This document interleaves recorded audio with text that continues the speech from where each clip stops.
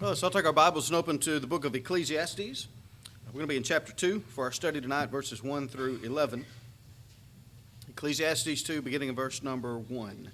We've been talking about Solomon and his life and his wisdom and how he received wisdom from God. And then through the journey of his life, he began to turn away from that wisdom and to follow the wisdom of men, his own ideas and the ideas and beliefs of men. And it led him into down a very dangerous path into a very dark place. But Solomon did all of this, at least partly, as an experiment. And we're going to see that, I think, very clearly in our text tonight, that he deliberately set out to do some of these things that he did. And I think things ended up going further with him than he anticipated. But so far as we've looked at the book of Ecclesiastes, we've kind of, introduced the book and talked about its unique in its setting. Very different from anything else in Scripture. But Solomon so far has examined nature and science, and he's found it to be vanity, vexation of spirit. He looked into human wisdom and philosophy, and again could find no purpose and meaning to life therein, and he called it vanity and vexation of spirit. Tonight we're going to talk about how Solomon experimented with pleasure and the conclusions that he drew from the fleshly desires or the appeal to the flesh that we see so often in our world. So I want us to read this text, verses 1 through 11. It's kind of lengthy, but I want to read through the whole thing and then come back and talk about Solomon's examination here of this idea of pleasure.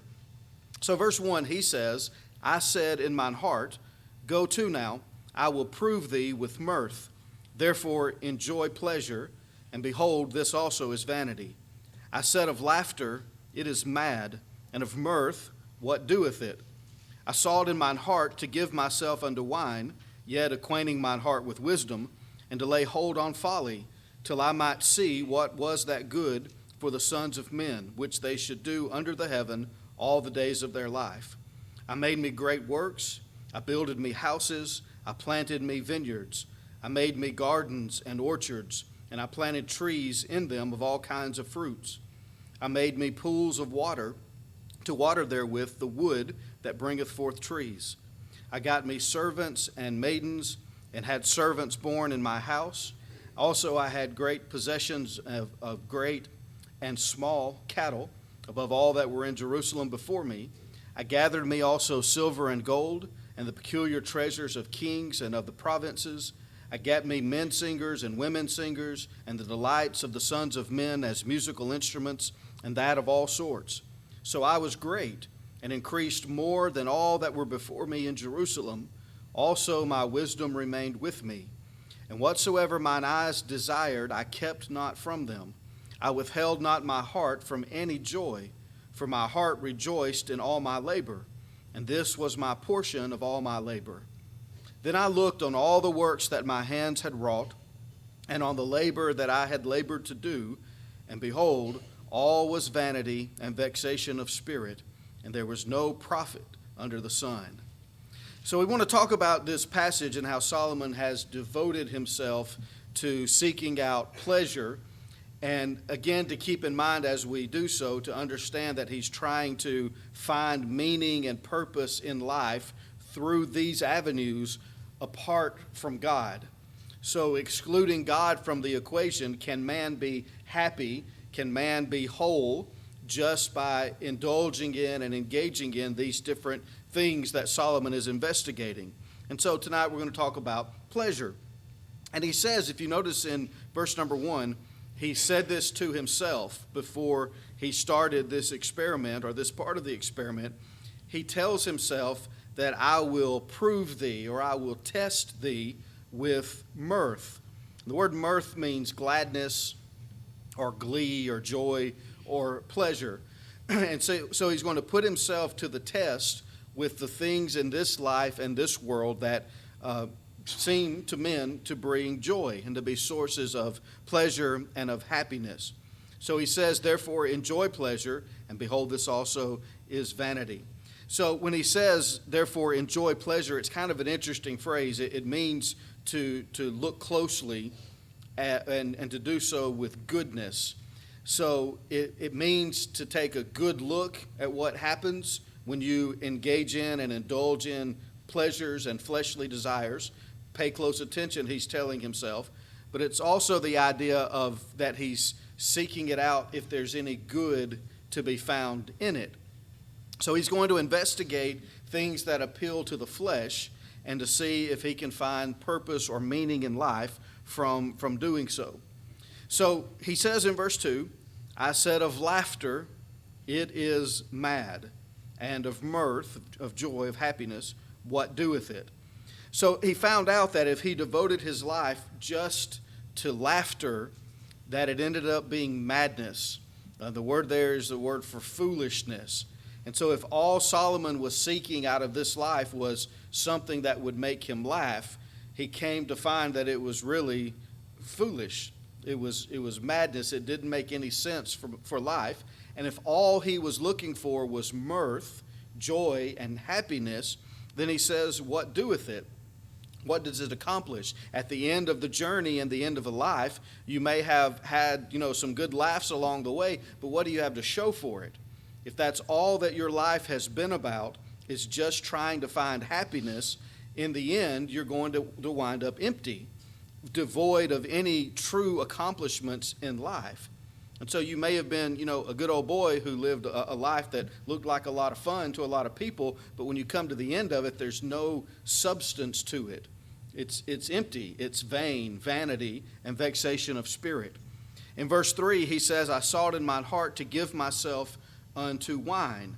And the idea is there is to give his flesh, his body, over to intoxication, to wine and to drinking it as much, as he wanted to or whatever. Yet, he says, acquainting my heart with wisdom.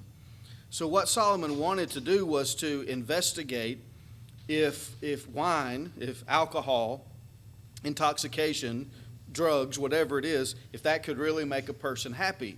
But he understood that in order to do that, those things affect your thinking. He had to be able to engage in it while still keeping a clear mind.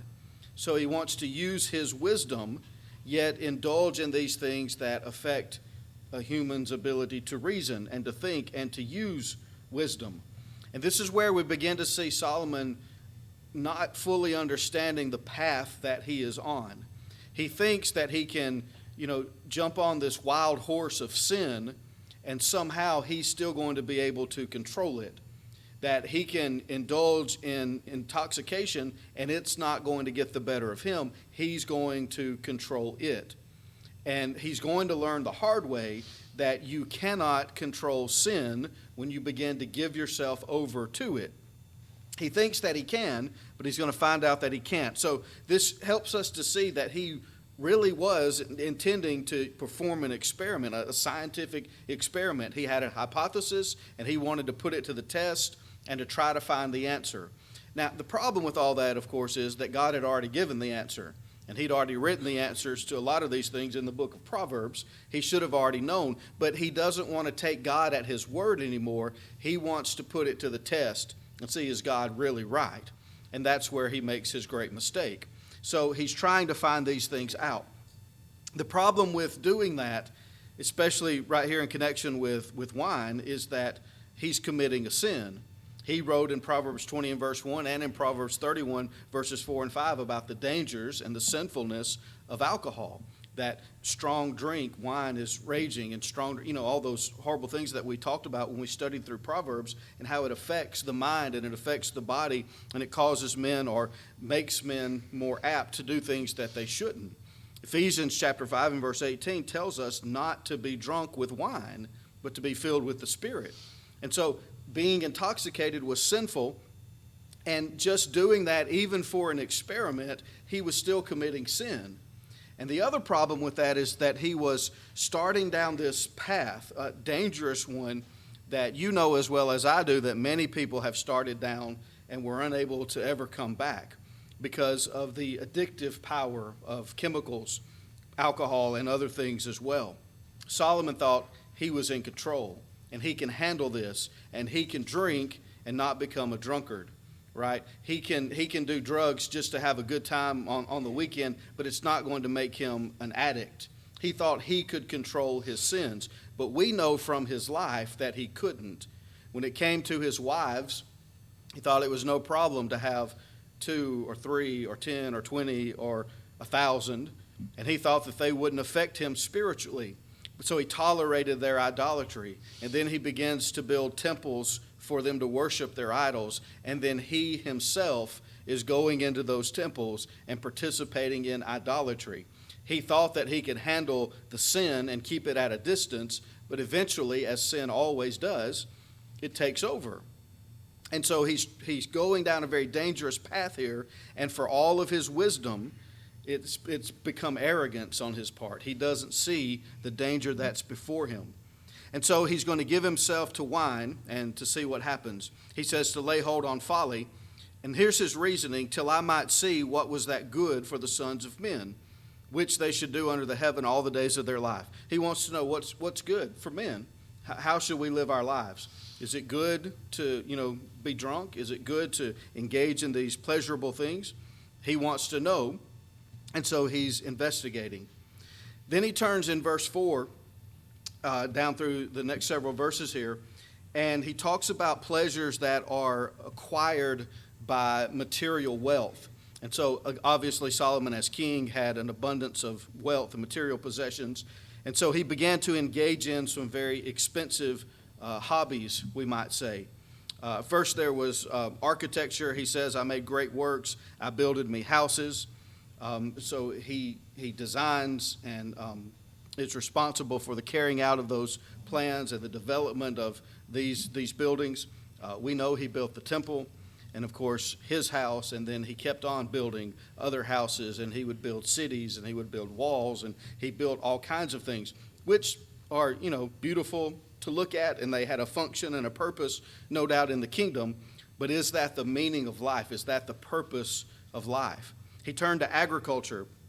He says, I planted vineyards, gardens, orchard, trees of all kinds of fruit. He made pools of water to irrigate his vineyards and his gardens and his orchards, trees that you could be used to cut down for wood, and even cattle. He talks about different kinds of grazing animals. And so he engaged in all of this, activity, which again, nothing wrong with that in and of itself, but is that the purpose of life? Is that what gives a person meaning? He devoted himself diligently to these things in order to make a name for himself and to accomplish these things. He even had the aspect of management. In verse 7, he talks about his servants and maidens, so much so that he had servants born in his own house. So he had them, for a long time till they had children, and those children grew up in his household, and he was the manager, over that house. We would call Solomon a Renaissance man, from our perspective in history. You think of even our founding fathers, George Washington and Mount Vernon, and the great lands that he had, and the gardens and the vineyards and the orchards and the servants and the house. And you think of Thomas Jefferson and Monticello and the same kind of thing. They were men who devoted themselves to these kinds of practices. And Solomon was in that same category, but he's doing it to figure out if this is what will give life meaning. If I have the biggest house and the most possessions and the best gardens and all of these things, is this going to make me happy, make me whole and complete? That's what he's, investigating, searching for the answer. He also devoted himself to things of art. He says, I had great possessions of great and small cattle. And then he says, I gathered me also silver and gold. So he had precious metals that he was collecting. The peculiar treasure of kings and of the provinces. So various kinds of art, things of that nature. He had men singers and women singers and musical instruments of all sorts. So anytime he wanted a concert, someone to perform a work for him, he could have that. And again, not necessarily anything wrong with those things, but is it the purpose of life? Will it make a person whole? That's what Solomon was trying to do with all of these things.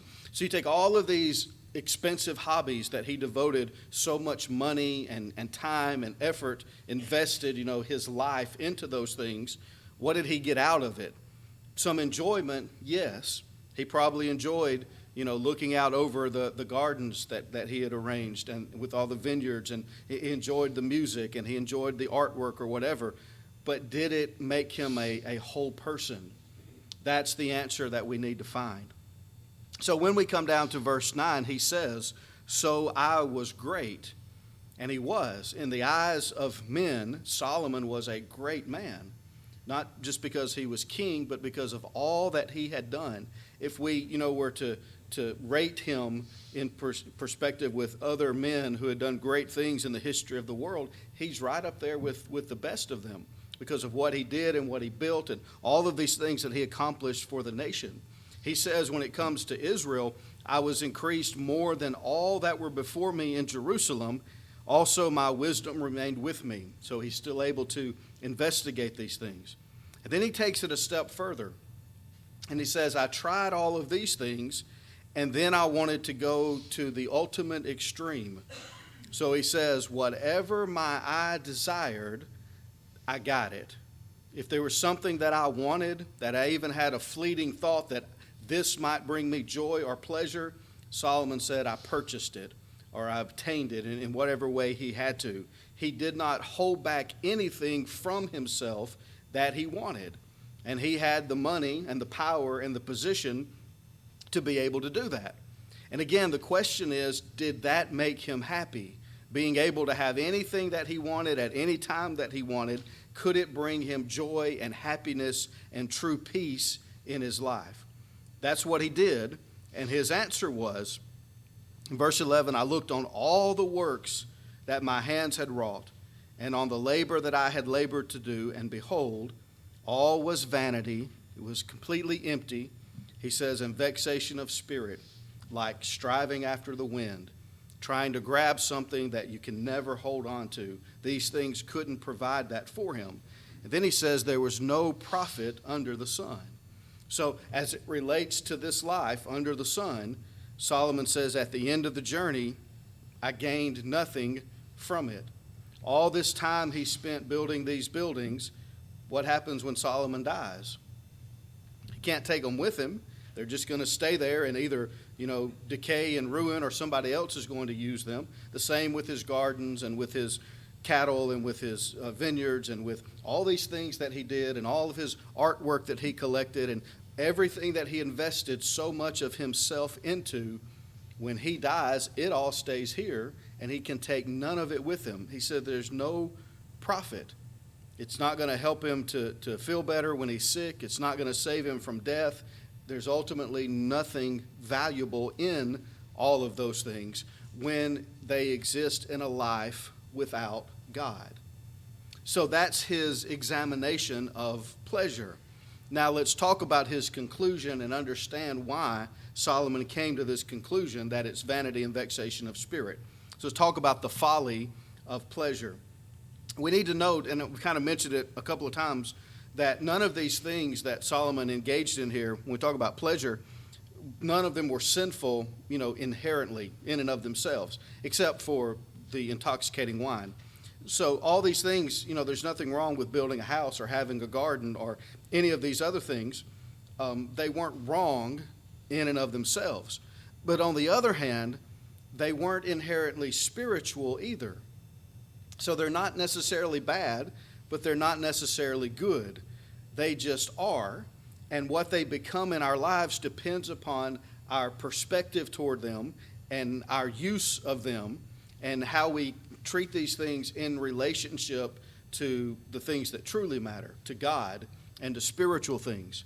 So pleasures of the flesh, when we talk about pleasure, it's not just sinful pleasures. And we need to understand that, because when we talk about Solomon, seeking for happiness or wholeness in pleasure, our minds usually go directly to doing things that are sinful. And that's part of it, and that can never satisfy us. But even things that are not wrong in and of themselves are not the purpose of our being here on planet Earth. Even things that may be good for us to do and that can have benefit to our life here, it's still not the reason that we're here. And it's never going to make us happy, and whole. Nothing can do that except for God. And that's the point that we're being shown here. So here are 3 reasons why these pleasures of the flesh always fail to bring contentment. Number 1, because they do not satisfy the soul of man. You see, Solomon is living his life as though he is purely physical and fleshly. He's only trying to make the flesh happy, and he's ignoring who he is truly, in his heart, that he's a spiritual being. He's not doing anything to nourish the soul or to strengthen the spirit or to help him inwardly. He's only focusing outwardly. And sadly, that's what so many in our world get caught up in. And even sometimes in the church, we fall into this same trap of looking for contentment and joy and peace and security in fleshly things, and we ignore or neglect our spirit, the spiritual side of man. Hedonism is the idea that we seek happiness just by fulfilling the desires of the flesh. And that's the best that we can do because, the idea is that that's all we are. We just are graduated monkeys, right? We just evolved from slime. And when we die, we're just going to, cease to exist. So eat, drink, and be merry, right? For tomorrow we die. You remember that passage, the story that Jesus told in Luke chapter 12 about the parable about the man who had the fields. He says, the ground of a certain rich man brought forth plentifully, and he thought within himself, saying, what shall I do? Because I have no room where to bestow my fruits. And he said, this will I do. I will pull down my barns and build greater, and there will I bestow all my fruits and my goods. And I will say to my soul, soul, thou hast much goods laid up for many years. Take thine ease, eat, drink, and be merry. But God said unto him, thou fool, this night thy soul shall be required of thee. Then whose shall those things be which thou hast provided? So is he that layeth up treasure for himself and is not rich toward God. That's exactly what Solomon is doing here in Ecclesiastes 2. He's laying up treasure for himself and not storing up any toward God. No treasure in heaven. It's all here on the earth. And he's saying, this is what I'm going to do. I'm going to build, and I'm going to build bigger, and I'm going to go stronger, and I'm going to have all of these things. And God says, what happens when you die? You leave it all behind, and you have nothing to take with you because you haven't used your life to devote yourself to spiritual things. So that's the principle, and the principle of hedonism is that there is no spirit, so just indulge the flesh. But God says very differently. Jesus said, man shall not live by bread alone, physical, material, but, he says, by every word that proceedeth out of the mouth of God. Matthew 4 and verse 4, and of course he's quoting from the book of Deuteronomy. That's an important thing to remember. Jesus says there's more to you, and there's more to me than the physical, than bread alone. That alone cannot give us life. It may sustain our physical life, but it cannot give us spiritual life. Only the Word of God can do that. So if we truly want to live, we have to do more than just exist. We have to be about more than just physical pleasure. We have to be focused on and devoted to the spiritual, the true part of us that will last forever. So man, of course, is more than just a physical body. He's a spiritual being. 2 Corinthians 4:16 emphasizes that to us. Though the outward man perish, the inward man is renewed day by day. So the outward man, the physical body, is perishing. We get older, we get sick, we're going to die. But the inward man gets stronger and grows as we nourish and strengthen our spirit, the two sides of man. If you look over in Ecclesiastes 12 and verse 7, we're reminded of this important truth about the two sides of us. Then shall the dust return to the earth as it was, and the spirit shall return unto God who gave it. There are two parts to man. There's a physical body, and when we die, our spirit is separated from our body. The physical body returns to dust. It's what it was made out of in Genesis chapter 2, in the very beginning, and it will return to the earth. But the spirit returns to God, and that's the part we have to be focused on and concerned about. So the pleasures of the flesh are always going to leave man without contentment because they ignore the most important part of man, his spirit. So if I devote my life only to physical or material or fleshly pleasures, trying to make myself happy by the things of this life and this world, I'm always going to come up short. I'm never going to find true joy and happiness and peace because I have neglected the real part of myself, which is my soul. And again, so many in our world, that's what they're seeking for, how to fill that void in themselves with all of these material things. If I could just make more money, or if I could just have another drink, or if I could just have that new car, or if I had this house, or if I lived in that neighborhood, or if I could do this or that, then I would be happy. And once you reach that goal, you find out you're not happy, so you have to reach for something else, and it's never enough because we're not made that way. In chapter 3 and verse 11 of Ecclesiastes, Solomon says about God, He hath made everything beautiful in His time. Also He hath set the world in their heart, so that no man can find out the work that God maketh from the beginning to the end. When He says He set the world in their heart, that word literally means eternity. That God has placed eternity in the heart of every man. We all have within us a desire for and an understanding that there's more to life than here and now, because God created us that way. And everybody has that longing within. And the question is, how do we fulfill that longing? And if all we're focusing on is the material, it's never going to be satisfied. Only God can fulfill the longing for eternity that He has placed within us. He's built it into us to call out to Him so He can bring us to Himself.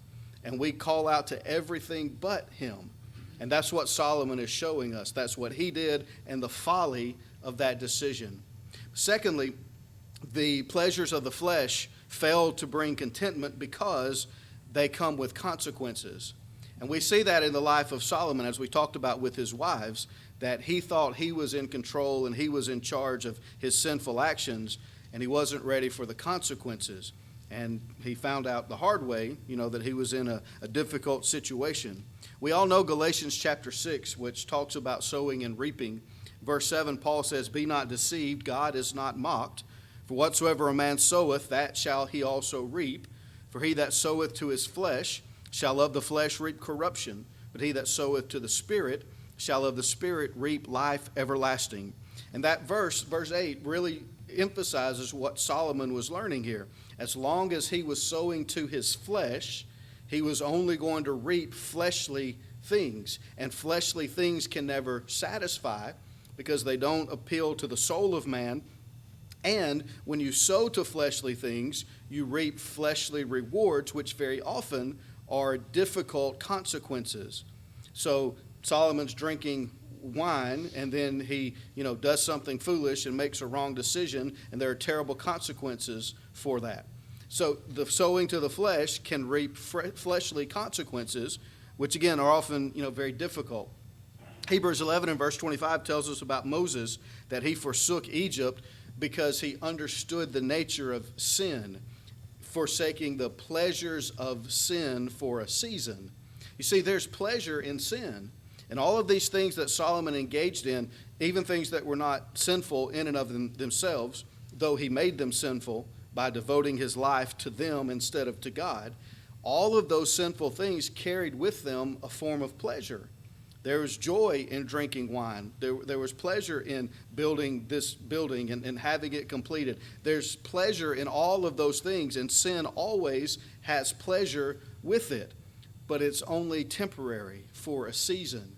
And eventually what Solomon found out is the joy of doing these things comes to an end, and you're left with an emptiness.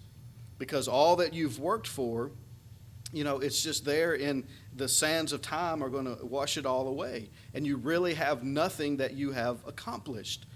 But when you're storing up treasure in heaven, that's a completely different scenario. Because the things that you have done have lasting, eternal consequences. So Solomon devotes all this time to building up a building What if we devote that same kind of time and effort to building up the church? Well, after we're gone, our time on earth comes to an end. The church continues to exist, and it's strong because of the labor that we've invested. All that labor that Solomon put into, trying to find happiness and joy in his garden. What if we put that same kind of effort in trying to produce fruit for Christ? Make other Christians. We've taught the gospel to some, and it takes hard work, and there's a lot of effort that we put into it, but what's the fruit? A soul that is saved for all eternity. That's a lasting reward. That's not something that passes away with time, and that gives satisfaction to our souls and to our lives. We see a reward for our effort that lasts into eternity. And on top of all of that, we receive the reward of eternal salvation because we've been putting treasure in heaven, not focusing on the earth. We always have to remember Hebrews 9:27 that says, "It is appointed unto men once to die, and after this, the judgment." There's always that consequence awaiting for all of us. And sin, the pleasures of the flesh, the consequence that's always hanging over everything is one day we're going to have to give an account for what we've done with our lives. We're going to have to stand before God and answer for what we've done with our time and with our talents and with our money and with our possessions and with our abilities. There's a day of judgment coming. And if all that we've done with those things is to build up physical, fleshly, material pleasures, then we have nothing to offer to God on that day of judgment. But if we've used those things to build up spiritual things, our own salvation, and helped ourselves to grow and to mature and to teach others and to strengthen the church and to do all of these spiritual things, then when we stand before him on the day of judgment, we have something to show for our lives. And that's the important distinction. One of the reasons why the pleasures of the flesh never will make us content is because they come with consequences. The consequences of sin and ultimately the consequence of judgment. And then number 3, the pleasures of the flesh fail to bring contentment because they tend to domination and destruction. And that's what Solomon didn't understand when he was going to, become a drinker but not become a drunkard, he thought. He thought he could maintain control over sin. Paul teaches us a very important lesson in Romans chapter 6, and he's talking there, of course, to Christians who have, obeyed the gospel. They've been baptized into Jesus Christ, and by doing so, their sins have been forgiven. And he says to them in verse 6, "Knowing this, that our old man is crucified with him, that the body of sin might be destroyed, that henceforth we should not serve sin." And the language that he uses there is of serving a master, that if we're not careful, sin can become our master, have domination over us. In verse 12, he says, "Let not sin therefore reign in your mortal body, that ye should obey it in the lusts thereof." And so when we give in to temptation and we commit sin, it becomes easier to do that again the next time the temptation comes. And what was a one-time sin becomes a habit. And then what was a habit becomes an addiction. And sin has begun to reign in our bodies. It takes control. It becomes king over our lives. And even if in our minds we want to give up this sin, sometimes the body is not able to, because we have given into it for so long. And it becomes a very difficult struggle that we have to engage in. But that's what sin does, and what it tends toward is dominating our lives. The devil's not content, just to have us a little lost. He wants to completely destroy us. So also here in Romans 6 and verse 21, Paul says, "What fruit had ye then in those things whereof ye are now ashamed? For the end of those things is death." So sin dominates so that it can bring destruction, death. The end of living a life of sin is death, spiritual death, and ultimately eternal death. Why? Because verse 23 says, "The wages of sin is death." If we live a life of sin, we earn the payment of death. It's just like going to work at your job and you put in your time and you earn that paycheck. Well, if we give ourselves, our bodies, our minds, our hearts to sin, we earn the paycheck of death. That's the wages that we receive for sin. And sin will not just, be there a little bit that you can kind of commit sin, but you can still have control over it. What sin tends toward is domination, which leads to destruction. And so no matter how innocent these things Solomon was engaged in, how innocent they were on their own, when he let them become the driving force in his life, they became sinful and they took over.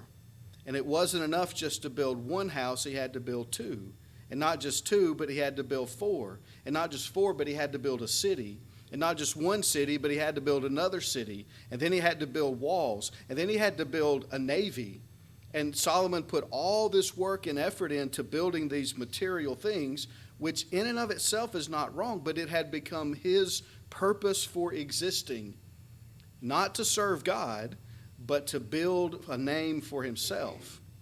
And that's how these things became sinful and took over his life. And at the end, when he looked back, he said, what's the point of it all? It's vanity and vexation of spirit. I thought that I was accomplishing something, but it's like holding on to sand. It just sifts through your fingers and you're left with nothing because he hadn't stored up treasures in heaven. There are two examples that illustrate this from the New Testament, and we won't take the time to read these passages just for the sake of time.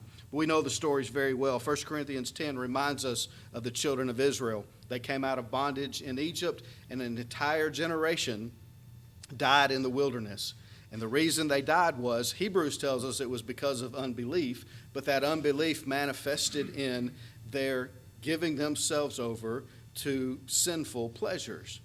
Whether it was idolatry or fornication or, the golden calf, all those things that they did in the wilderness, even their murmuring and their complaining were symptoms of showing the what was at root in their heart, their lack of belief, their lack of trust in God.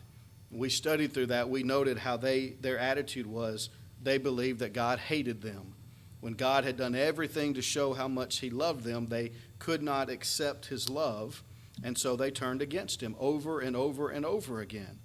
And so they devoted their lives to these sinful pleasures. And how many of them made it to the land of Canaan? 2. Out of an entire generation of Israelites, only Joshua and Caleb. And that's a sober warning for us. If we give ourselves over to pleasures, we're not going to make it to heaven. We're not going to make it to the promised land. We must devote our lives to spiritual things first and foremost. And then, of course, there's the example of the prodigal son who had all the riches that his father bestowed upon him. And what did he do? He wasted his substance with riotous living. And he came to himself and he understood that even the servants in his father's household had food to eat. And he was starving to death in the pig pen, ready to eat the slop offered to the hogs. And he decided it was time to go back home. But you understand what he had done. He devoted himself to material, physical, sensual pleasures of the flesh. And it led him not only astray from his father, but into the depths of suffering and to the point of despair. Because that's what sin does, and that's what our life becomes when we devote it just to the flesh, to the pleasures of this life. So the point of all this, and what Solomon, of course, comes to learn through his great experiment, is that without God, these things of a physical nature that are pleasurable to us ultimately are meaningless and pointless. Now, having said all of that, it doesn't mean that it's wrong to enjoy life, to have pleasure. It's not sinful to laugh. We're going to have a meal together in just a few minutes after this service, and we're probably going to laugh a little bit and have a good time and enjoy one another's company. And there's absolutely nothing wrong with that. There's nothing wrong with going out in your garden in the morning and finding pleasure in, raising your crops and harvesting from your garden. There's nothing wrong with building a house and being proud of the accomplishment and the achievement or any of these things that Solomon did, save for, getting drunk. But there's nothing wrong with those things. What made it wrong was that he was doing all of these as his reason for existing and forgetting that the real reason for our existence is to honor God, to fear God, and to keep his commandments. That's the whole of man. And Solomon had to come to learn that the hard way. And if we're wise, we'll learn from his mistakes and realize that our purpose is to glorify God, that we're here to honor him with our lives. And so if I'm going to devote my life to being an architect and to building things, that's wonderful, but let's do it to the glory of God. Let's always give him the honor and the glory and the praise. The money that we earn from that, we use it to serve him. The influence that we might have from it, we use it to honor God. So we make a terrible mistake when we do things like teach our children that, their physical accomplishments and achievements are more important than the spiritual, that their extracurricular activities in school and sporting events are more important than worship services and being faithful to the Lord's church, because we're setting them up for this mindset that Solomon had to deal with, that the material pleasure is what it's all about. They may, win the trophy or become state champion or win a gold medal at the Olympics, but when they come to the end of their lives, what do all of those things matter? Not a thing. You can't take that with you into eternity. But if we teach them the importance of who they are spiritually, that they're children of God, and that they serve him first and foremost and keep the material pleasures in their proper perspective, then at the end of their lives they have something to take with them into eternity, because they've laid up treasure in heaven. And that's not just for our children, that's for all of us. We have to remember that too, to keep things in their proper place and their proper perspective. God comes first. Our lives are lived in submission to him. And so we give our lives, devote our lives to serving him faithfully. And if that means I have to sacrifice physical pleasures, then so be it.